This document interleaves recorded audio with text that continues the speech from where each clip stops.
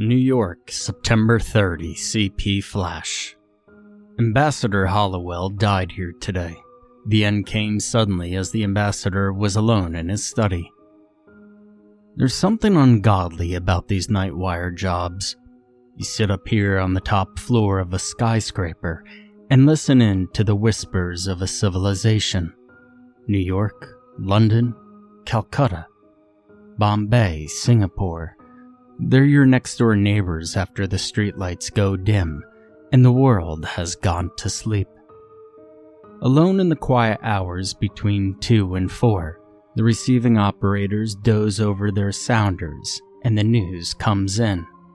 Fires and disasters and suicides, murders, crowds, catastrophes. Sometimes an earthquake with a casualty list as long as your arm. The nightwire man takes it down almost in his sleep, picking it off on his typewriter with one finger. Once in a long time, you prick up your ears and listen. You've heard of someone you knew in Singapore, Halifax, or Paris long ago. Maybe they've been promoted, but more probably they've been murdered or drowned. Perhaps they just decided to quit and took some bizarre way out, and it made it interesting enough to get into the news. But that doesn't happen often. Most of the time you sit and doze and tap on your typewriter and wish you were home in bed. And sometimes, though, strange things happen. One did the other night, and I haven't gotten over it yet, but I wish I could. You see, I handle the night's manager's desk in a western seaport town. What the name is? Well, it doesn't matter. There is, or rather was, only one night operator on my staff, a fellow named John Morgan, about 40 years of age, I should say, and a sober, hard-working sort. He was one of the best operators I'd ever knew. What is known as a double man. That means he could handle 2 instruments at once and type the stories on different typewriters at the same time. He was one of the 3 men I ever knew who could do it consistently, hour after hour, and never make a mistake. Generally, we used only one wire at night, but sometimes, when it was late and the news was coming fast, the Chicago and Denver stations would open up a second wire, and then Morgan would do his stuff. He was a wizard, a mechanical, automatic wizard which functioned marvelously, but was without imagination. On the night of the 16th, he complained of feeling tired. It was the first and last time I'd ever heard him say a word about himself, and I'd known him for 3 years.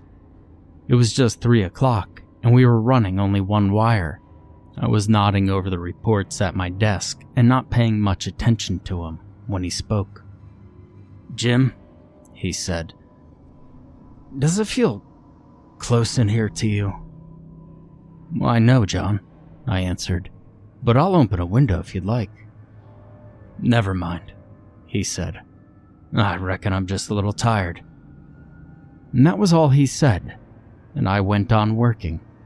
Every 10 minutes or so, I would walk over and take a pile of copy that had been stacked up neatly beside the typewriter as the messages were printed out in triplicate. It must have been 20 minutes after he spoke that I noticed he had opened up the other wire and was using both typewriters. I thought it was a little unusual, as there was nothing very hot coming in. On the next trip, I picked up a copy from both machines and took it back to my desk to sort out the duplicates. The first wire was running the usual sort of stuff, and I just looked over it hurriedly. Then I turned to the second pile of copy. I remembered it particularly because the story was from a town I'd never heard of, Zebico. And here's the dispatch. I saved a duplicate of it from our files. Zebico, September 16th, CP Bulletin. The heaviest mist in the history of the city settled over the town at 4 o'clock yesterday afternoon. All traffic has stopped, and the mist hangs like a pall over everything. Lights of ordinary intensity fail to pierce the fog, which is constantly growing heavier. Scientists here are unable to agree as to the cause, and the local weather bureau states that the like has never occurred before in the history of the city.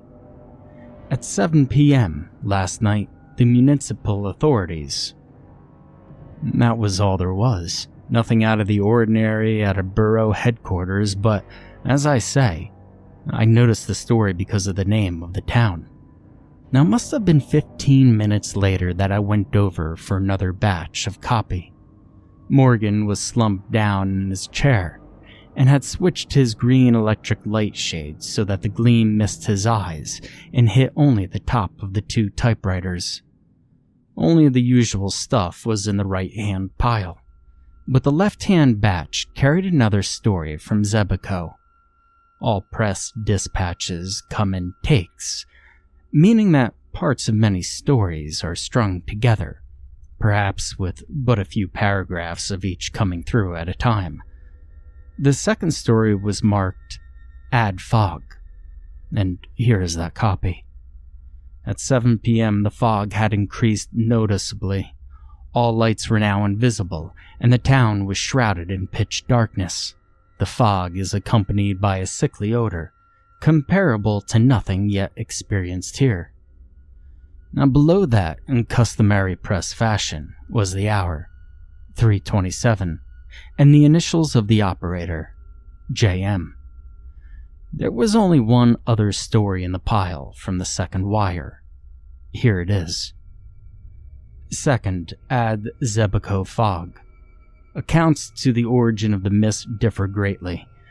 Among the most unusual is that the sexton of the local church, who groped his way to headquarters in a hysterical condition and declared that the fog originated in the village churchyard. It was first visible as a soft gray blanket clinging to the earth above the graves, he stated. Then it began to rise higher and higher. A subterranean breeze seemed to blow it in billows, which split up and then joined together again. Fog phantoms, writhing in anguish, twisted the mist into queer forms and figures, and then, in the very thick midst of the mass, something moved. Well, I turned and ran from the accursed spot. Behind me, I heard screams coming from the houses bordered on the graveyard. Although the sexton's story is generally discredited, a party has left to investigate. Immediately after telling his story, the sexton collapsed and is now in a local hospital, unconscious. Strange story, wasn't it? Not that we weren't used to it, for a lot of unusual stories come in over the wire, but for some reason or other, perhaps it was so quiet that night, the report of the fog made a great impression on me. It was almost with dread that I went over to the waiting piles of copy. Morgan did not move, and the only sound in the room was the tapping of the sounders. It was ominous. It was nerve-wracking. There was another story from Zebico in the pile of copy. I seized on it anxiously. New lead, Zebico Fog, CP. The rescue party, which went out at 11 p.m. to investigate a weird story of the origin of fog, which, since late yesterday, has shrouded the city in darkness, has failed to return. Another and larger party has been dispatched. Meanwhile, the fog has, if possible, grown heavier. It seeps through the cracks in the doors and fills the atmosphere with the depressing odor of decay. It is oppressive, terrifying, bearing with it a subtle impression of things long dead. Residents of the city have left their homes and gathered in the local church, where the priests are holding services of prayer. The scene is beyond description. Grown folk and children are alike terrified, and many are almost beside themselves with fear. Amid the wisps of vapor which partly veil the church auditorium, an old priest is praying for the welfare of his flock. They alternatively wail and cross themselves. From the outskirts of the city may be heard cries of unknown voices. They echo through the fog in strange, uncadenced minor keys. The sounds resemble so much as wind whistling through a gigantic tunnel. But the night is calm, and there is no wind. The second rescue party. Now, I'm a calm man, and never in a dozen years spent with the wires have I been known to become excited, but despite myself, I rose from my chair and walked to the window. Could I be mistaken? Or far down in the canyons of the city beneath me, did I see a faint trace of fog? It was all imagination. In the press room, the click of the sounders seemed to have raised the tempo of their tune. Morgan alone had not stirred from his chair. His head sunk between his shoulders. He tapped the dispatches out on the typewriters with one finger of each hand. He looked asleep, but no. Endlessly, efficiently, the two machines rattled off line after line, as relentlessly and effortlessly as death itself. There was something about the monotonous movement of the typewriter keys that fascinated me. I walked over and stood behind his chair, reading over the shoulder the type as it came into being, word by word. Here was another. Flash, Zebico, CP. There will be no more bulletins from this office. The impossible has happened. No messages have come into this room for 20 minutes. We're cut off from the outside and even the streets below us. I will stay with the wire until the end. It is the end, indeed. Since 4 p.m. yesterday, the fog has hung over the city. Following reports from the sexton of the local church, 2 rescue parties were sent out to investigate conditions on the outskirts of the city. Neither party has ever returned, nor was any word received from them. It is quite certain now that they will never return.